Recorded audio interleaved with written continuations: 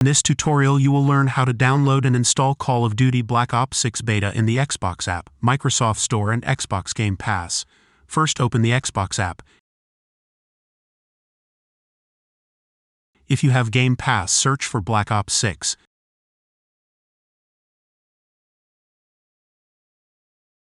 Click on the Black Ops 6 game that has Game Pass at the bottom.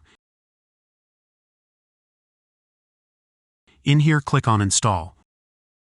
Once the game is installed, click on Play.